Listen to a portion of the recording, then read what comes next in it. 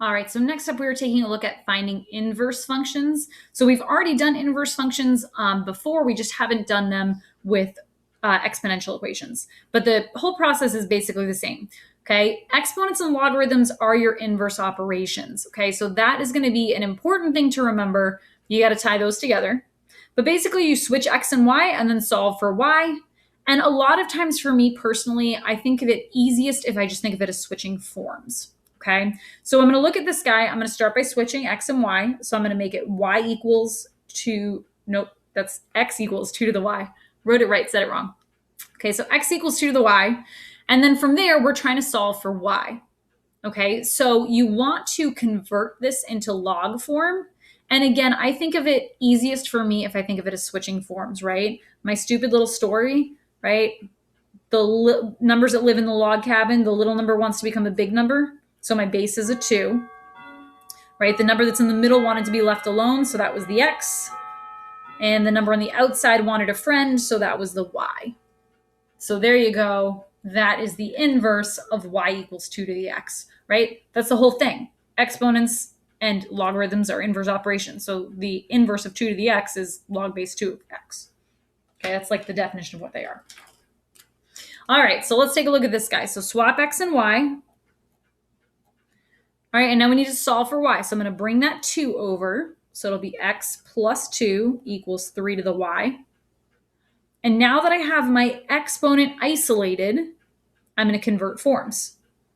Okay, so little number becomes the big number, so 3 is my base. The stuff in the middle wanted to be left alone, so that's the x plus 2 all together. So I'm going to put that in parentheses, so it's obviously staying together. And then that equals, right, this number on the outside wanted a friend, so there's your y. Okay, so really important from here to here, you need to make sure that you isolate the exponent. That's a key step. Cool, this guy. All right, switch x and y. Okay, we got to isolate that exponent, so I'm going to bring the 3 over to the other side. Okay. I got the exponent isolated. Even though there's 2 things in my exponent, it's still already isolated. So I'm going to go ahead and convert. Little number becomes the big number. Stuff in the outside, stuff in the middle wanted to be left alone, so that's my x minus 3. And the stuff on the outside wanted a friend, so there's my y minus 1. Okay, and now that we're here, we can finish isolating the y by adding the 1 to both sides. So I'm going to write this as 1 plus log base 5 of x minus 3. That's just kind of a convention. We usually kind of put those in the front with logarithms. It doesn't really matter as long as you have parentheses around the x plus 3. You could put the plus 1 at the end.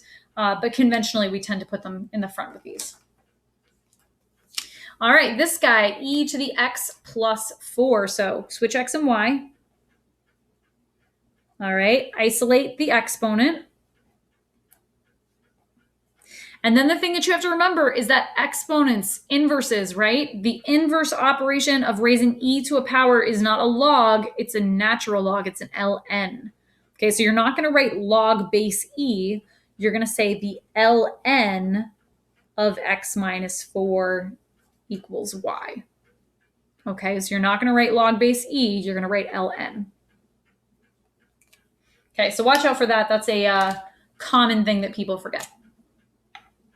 Okay, this guy, switch x and y. So x equals negative 4 to the y plus 2 plus 1. All right, so isolating the exponent, right? Bring that 1 over. So I got x minus 1 equals negative 4 to the y plus 2. And remember how we had all those problems where we were simplifying and we talked about the difference between having a negative just in front versus having parentheses around the negative, right, when you're raising it to an exponent?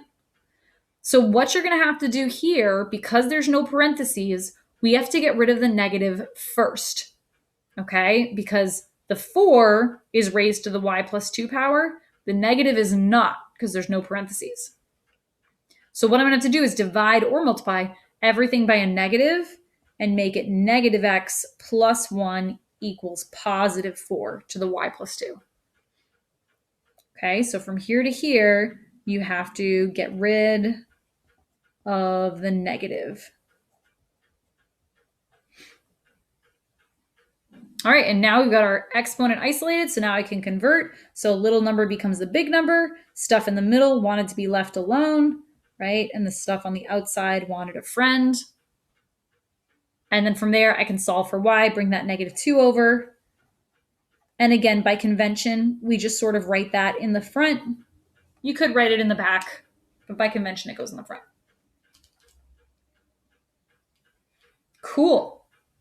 All right, next one, this guy over here. So switch x and y. So it's going to be x equals log base 4 of y.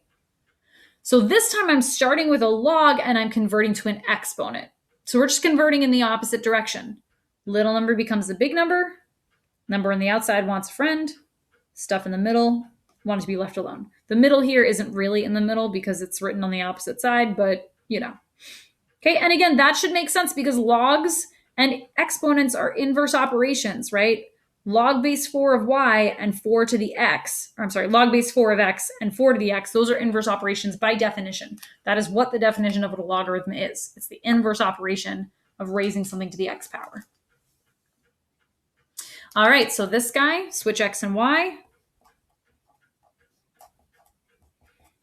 Okay, and then we're going to convert this into exponent form. So little number becomes a big number. Stuff on the outside wants a friend. Stuff in the middle wants to be left alone. Okay, and then we just want to bring that 1 over. So this is -1 plus 5 to the x. And we're good.